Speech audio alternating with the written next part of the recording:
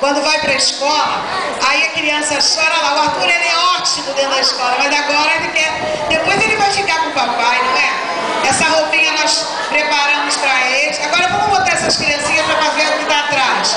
Jardim 1, é igual a tia Joyce, ó. Ela obedece a tia Joyce. Isso.